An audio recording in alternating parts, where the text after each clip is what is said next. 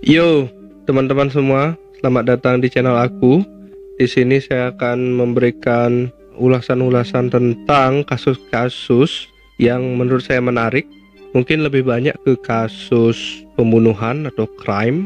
Oke, langsung aja kita intro ya.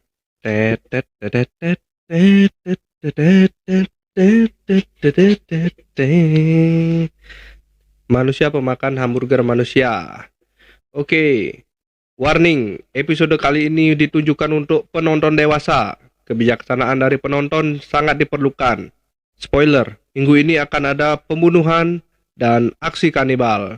Kalau kalian nggak kuat, nggak apa-apa guys, tapi dijamin seru dah. Oke, udah siap? Joe Matheny, nama yang sangat asing di telinga, seorang anak yang lahir pada 2 Maret 1953 di Maryland. Dia ini salah satu dari 6 bersaudara, dan menurut Joe, hidupnya sangatlah berat.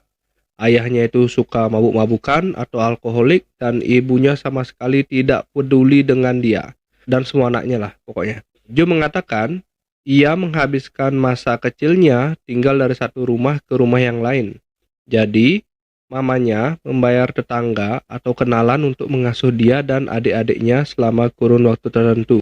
Jadi mereka ini bolak-balik pindah dari satu rumah ke rumah lainnya tanpa memiliki rumah yang tetap sama sekali. Di umurnya yang ke-6 tahun, ayahnya meninggal karena kecelakaan mobil. Jadi ibunya lah yang sekarang menghidupi mereka berenam. Berat banget pasti untuk ibunya tersebut, tapi dia itu harus kerja 2 macam dan sangat jarang di rumah. Ibunya mengatakan bahwa kami ini miskin, tapi setidaknya kami punya atap di atas kepala kami. Nah, bukan gelandangan gitu loh maksudnya. Semua yang dibilang Joe ditepis oleh mamanya. Mereka tidak pernah tinggal pindah-pindah seperti itu. Semua yang dibilang Joe itu adalah bohong. Benar, ia harus kerja 2 macam yang menyebabkan dia tidak bisa mengurus anak-anaknya di rumah. Tapi itu dia lakukan agar bisa menghidupi ke-6 anak-anaknya. Umur Joe yang ke-18, dia masuk ke militer. Dan dia bilang kalau dia itu ikut perang di Vietnam. Setelah dicek di berkas yang dia miliki, benar dia pernah masuk militer, tapi tidak pernah ditugaskan ke Vietnam. Namun tidak masalah dia ditugaskan kemana. Pada zaman-zaman inilah dia mengenal heroin dan kokain. Setelah balik dari tugas, ia tidak pernah menghubungi keluarganya yang lain, termasuk mamanya sendiri. Yang dia lakukan itu cuma make barang haram tersebut. Karena baru tiba, dia tidak punya tempat tinggal dan dia tidak punya teman. Akhirnya dia tinggal bareng di jalanan bersama para gelandangan. Para gelandangan itu seperti kumpulan orang-orang pecandu narkoba. Jadi makin jadilah si Joe ini karena dia menemukan tempat yang cocok sama dia kan. Nah, komunitas dia ini berada di South Baltimore. Ternyata di sana dia sangat terkenal karena orangnya adalah temperamen, nggak suka marah-marah. Namun ternyata di tempat kerja, dia dikenal sebagai orang yang dapat diandalkan, pinter dan sopan. Mirip psikopat deh kayaknya. Dia ini bekerja sebagai supir truk dan forklift. Hidupannya mulai sedikit normal ketika dia bertemu sama seorang wanita yang bernama... Nah ini, nama-nama di sini itu banyak yang nggak ketemu. Jadi setelah saya searching tentang kasus ini, banyak dari nama korban itu tidak disebutkan namanya. Nah, sayangnya wanita ini juga seorang pemakai. Singkat cerita, mereka jatuh cinta, kemudian menikah dan melahirkan seorang anak. Karena si Joe ini punya kerjaan, bisalah dia untuk menyewa rumah ya. Jadi ini bukan rumah, tapi cuma sekedar rumah trailer gitu loh, yang kayak di Amerika itu kan mereka rumahnya itu trailer gitu loh. Dia bisa punya rumah, sekolahin anak, dan intinya semua kebutuhan keluarga dia bisa penuhi. Nah, sekarang dia sudah punya istri, anak, rumah, namun suami istri ini adalah pecandu narkoba. Suatu malam pada tahun 1994, Joe pulang ke rumah agak telat. Dia buka pintu lah, seperti biasa ya, hidupin lampu dan jeng-jeng. Semua yang ada di sana sudah hilang, termasuk kursi, kasur. Semua isi rumah hilang. Nah dia mikir kan, waduh ini saya kemalingan ini. Ternyata setelah dia keliling, istrinya juga nggak ada. dan dia langsung sadar kalau istrinya lah yang meninggalkan dia. Parahnya lagi untuk dia adalah anaknya dia juga dibawa. Pada saat itu anaknya baru berumur 6 tahun. Joe ini menjadi sangat kecewa. Tentu saja ya, siapa yang enggak lah. Saya juga meskipun belum punya anak, kayak ngertilah perasaan dia seperti apa, kecewanya itu loh. Ini membuat Joe sangat dendam dengan mantan istrinya itu. Dan apa yang dilakukan orang kalau dendam? Ya balas dendam dong. Sementara si Joe masih melanjutkan kehidupannya sehari-hari karena ia tidak mengetahui kemana harus mencari istri dan anak-anaknya. Waktu sudah berjalan 6 bulan dan saya nggak yakin selama waktu 6 bulan ini Joe benar-benar mencari istrinya atau enggak ya. Nah, dalam selang waktu 6 bulan tersebut itu yang pasti adalah dia tetap make narkoba, tetap make heroin. Harusnya Joe ini udah tobat ya kalau kayak gitu. Tapi kalau tobat ya ceritanya selesai di sini guys. Nggak ada cerita saya. Nah, karena dia aktif make, dia ini aktif beli kan.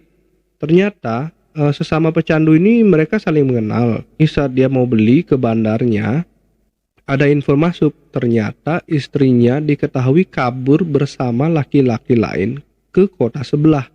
Bekerja sebagai pekerja seks dan menghabiskan semua yang dia miliki untuk beli narkoba. Nah, anaknya sudah diambil sama pemerintah karena ibunya nggak ngurus anaknya lagi. Ini di Amerika ya. Kalau ada anak yang orang tuanya bermasalah atau ditelantarkan, maka ada badan yang menangani agar anak itu mendapat penghidupan yang layak. Joe mengetahui kenyataan yang ini sangat murka dan berjanji kepada dirinya sendiri untuk mengambil anaknya. Dia dapat info lagi kalau istrinya tinggal di kolong jembatan bersama beberapa gelandangan. Di sana dia make dan menjadi pekerja seks. Joe langsung pergilah ke sana untuk nyari ya kan. Kenapa Joe nggak pergi ke kantor polisi aja kan? Maksudnya biar kelar masalah. Tapi si Joe bilang kalau dia itu nggak mau lapor polisi karena dia pemakai narkoba juga. Jadi ya sedikit masuk akal lah ya. Singkat waktu ya. Sekarang Joe sudah tiba di kolong jembatan. Dia di sana ketemu sama 2 orang gelandangan. Nah, Joe datang kan. Joe tanya, "Halo bro, pernah lihat istri saya nggak? Ciri-cirinya seperti ini. Dia cantik, tinggi. Nah, kamu lihat nggak? Dia bawa kabur anak saya, bla bla bla lah kan." Kedua orang tersebut terus mengatakan, nggak tahu pak, saya nggak tahu yang bapak bicarakan. Siapa itu? Ya kan? Joe yang saat ini masih dalam pengaruh heroin. Jawaban itu membuat Joe sangat amat marah. Pengaruh obat membuat Joe selalu emosian. Pokoknya senggol bacok lah. Kalau menurut saya, senggol bacok gitu ya. Emosian. Nah, karena mendengar jawaban tidak tahu seperti itu, Joe langsung naik pitam. Joe ngerasa kedua orang ini sebenarnya tahu di mana gerangan istrinya berada. Mereka pasti menjual narkoba kepada istrinya. Dan mereka pasti memiliki hubungan seksual sehingga mereka melindungilah seperti itu. Nah, semua ini berada di dalam pikirannya Joe. Nah, karena dia tidak mendapatkan jawaban yang dia inginkan, terus dia bilang, oke, fine. Terus dia pergi. Yang sebenarnya terjadi adalah Joe pergi mengambil kapak, guys. Tahu kan akhirnya gimana? Joe datang dan membunuh kedua orang malang ini. Aku nggak mau masuk ke bagian-bagian yang menjijikkan ya, tapi ya intinya Joe potong mereka lah. Pengakuan Joe kepada reporter adalah ini adalah pertama kalinya dia membunuh. Kurang bisa dipercaya ya, karena bagaimana bisa kamu yang awalnya nggak pernah membunuh menjadi pelaku mutilasi? Pikir. Nggak berhenti di sana. Joe kemudian menemui PSK yang biasanya mangkal di sekitar sana. Yang Joe lakukan adalah mancing cewek ini untuk agar dia ikut ke bawah jembatan. Ceritanya mau dikasih narkoba lah sama duit yang banyak gitu. Di sana si cewek ditanya oleh si Joe.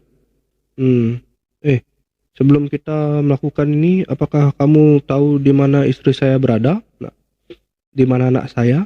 Dan PSK-nya bilang, "Wah, saya nggak tahu, Pak." Jawaban yang salah, men. Karena si Joe itu nggak bisa terima jawaban tidak tahu, itu nggak bisa. Joe yang tidak puas dengan jawabannya, Joe apa langsung ya. Jadi sorry ya karena saya harus menyebutkan nama orang itu dengan sebutan PSK atau gelandangan. Saya tidak mau menyudutkan golongan tertentu, tapi ya emang di artikelnya adanya cuma informasinya seperti itu. Jadi nggak semua gelandangan atau nggak semua PSK itu jelek ya. Kadang-kadang mereka seperti itu ya karena keadaan. Si Joe kemudian ya setelah menyetubuhi dan memukuli, menyiksa dan akhirnya dibunuh juga. Kejadian ini masih dalam malam yang sama ya. Jadi Joe awalnya bunuh dua gelandangan itu, terus dia cari-cari informasi ada PSK dekat situ, dia bunuh juga. Dia udah bunuh 3 orang nih di malam yang sama. Ketika dia menyelesaikan kejahatannya yang terakhir yaitu membunuh PSK itu, ada orang yang datang, resek gitu. Nah, karena dia panik, dengan tergesa-gesa dia menyembunyikan mayat perempuan itu. Ternyata yang datang ini adalah tak lain dan tak bukan PSK yang lain, temannya PSK yang pertama. Kejadian yang sama ya terulang. Dia membunuh wanita malang tersebut. Awalnya dia bertanya, "Ini tahu istri saya enggak?" "Ya enggak." "Ya matikan." Ya seperti itu. Selama melancarkan aksinya ini, si Joe menyadari ada seorang yang mancing dekat sana. Joe nggak yakin apakah orang itu melihat atau tidak. Aku tidak yakin dia melihat sesuatu atau tidak, tapi ya biar yakin aja. Jadi Joe mengambil sebuah tongkat besi dan dihantamkan ke kepala pemancing malang itu, bro. Malang nasibmu, bro. Di tempat dan waktu yang salah, bro. Joe dalam pengakuannya mengatakan, ya malam itu adalah malam yang sangat panjang. Saya membunuh 5 orang dalam waktu 7 jam. Ya, menurut saya itu banyak, Joe. Satu mayat dibiarkan di dalam tenda, sementara kepalanya dimutilasi dan dikubur di tempat lain. Sadis sekali sih orang ini ya. Sudah banyak ya kasus mutilasi seperti ini, kepala dipotong terus dibuang ke tempat lain. Ini sebenarnya alasan pemutilasi atau pelaku ini sebenarnya apa sih? Kita perlu bahas nanti ini. Dia potong kepalanya, dikubur di tempat lain. Dia berusaha semampunya untuk membersihkan TKP lah. 2, dia masukkan ke dalam kantong semen dan ditenggelamkan ke danau. Mancing dan 1 PSK tadi. Satunya lagi, ia sembunyikan di semak-semak. Karena sudah mulai pagi dan mulai rame, si Joe cepat-cepat pergi dari sana. Waktu berselang 2,5 minggu dari tanggal kejadian, Joe ditangkap dan dihukum dengan tuduhan membunuh 2 orang laki-laki yang pertama ia bunuh tersebut. Jadi Joe ini ditangkap karena membunuh 2 gelandangan. Pada waktu itu polisi tidak menyadari bahwa Joe telah membunuh lebih banyak orang pada malam tersebut. Joe ditangkap, masuk penjara, di end. Tahan guys, belum. Ini belum sampai klimaks guys. Sabar dulu ya. Baikin dulu tempat duduknya, yang mau kencing dulu karena bagian serunya baru mau mulai. Udah ready semua? Nah, jadi kilas balik, Joe ditahan selama 1,5 tahun sambil menunggu sidang. Kalian tahu? Akhirnya itu dia dibebaskan karena kurangnya barang bukti. Nah, di Indonesia juga sering kayak gitu ya. Jadi ya nggak heran lagi ya. Bukti fisik yang memberatkan Joe itu tidak ada karena informasi yang didapat oleh polisi hanya berasal dari kesaksian mulut dan rumor yang beredar di sana. Jadi bukti fisik kayak fingerprint, alat pembunuh, yaitu tidak ditemukan sama polisi, makanya dia dibebaskan. Jadi ceritanya jadi kayak ya orang jahatnya ketangkap, yeay, dibebasin polisi, ya. Selama Joe tinggal di dalam penjara 1,5 tahun, itu telah mengajarkan Joe nggak ada 1,5 tahun tanpa heroin harusnya membuat pikiran Joe itu lebih jernih atau ingin tobat lah minimal. Namun tidak. Dalam sebuah interview, Joe mengatakan, pembunuhan di awal saya lebih dipengaruhi oleh emosi. Namun, selama berjalannya waktu, akhirnya saya menyadari bahwa saya senang, enjoy membunuh. Bukan itu yang harusnya kamu pelajari di penjara, Joe. Joe keluar dari penjara dan menunjukkan kebiasaan yang samalah. Berteman dengan PSK, kemudian mengiming-imingi mereka dengan narkoba, mengajak mereka ke rumahnya, dan akhirnya Joe menjerat leher mereka dan menyisakan anggota badannya saya. Saya turut prihatin dengan korban. Jadi nama-nama korban ini nggak ada. Tapi mungkin ini hal yang baik ya, supaya kalian tidak menyangkutkan suatu nama dengan kejadian ini, biar nggak membayang gitu. Gimana menurut kalian? Jadi, Joe cari PSK, menawari mereka narkoba, dan setelah mereka masuk ke rumah, Joe akan menjerat leher mereka. Kadang juga Joe memukul kepala korban sehingga mereka pingsan dan akhirnya dimutilasi. Seringnya dia menjerat korban karena Joe ini besar, jadi beratnya itu lebih dari 200 kilo. Berat saya itu sekitar 90 kilo ya, jadi 200 kilo 2 kali lipat saya. Tadi lupa ngasih tahu ya, jadi tingginya Joe itu 1,8 meter, beratnya 204 kilogram. Gimana mau dilawan? Dia pasti milih PSK yang rada-rada kurus lah, biar nggak ada yang bisa ngelawan. Saya pikir orang yang make kokain itu harusnya kurus nggak? Bukan masuk main fisik ini, tapi ya gimana menurut kalian? Kalau korban sudah nggak sadar, Joe kemudian memutilasi mereka, badan mereka dipotong, dicari bagian yang nggak berlemak dan ada dagingnya, kemudian dia potong-potong, kemudian dia taruh di tempat di kotak yang semacam Tupperware lah, biar bisa ditaruh di freezer. Orang ini udah pasti sakit jiwa. Kalau mau bunuh, bunuh aja. Kenapa harus digituin gitu? Nah, bagian-bagian sisanya itu dia kubur di dalam tanah. Kejadian ini berlangsung beberapa kali dan pihak polisi tidak yakin berapa jumlah korban. Tapi Joe bilang mungkin sekitar 10 orang lah. Kita masuk ke bagian yang kalian mungkin gak suka. Bagian ini bikin saya mual-mual guys. Gak bisa makan seharian kemarin.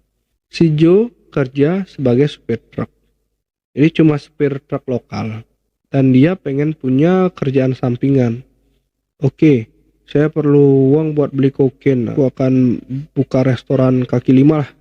Warungnya ini kayak warung-warung pinggir jalan tuh, yang dia parkir terus buka belakang mobil itu, kemudian gelar meja, nah, alat masak. Nah, yang dia jual itu adalah daging panggang dan sandwich.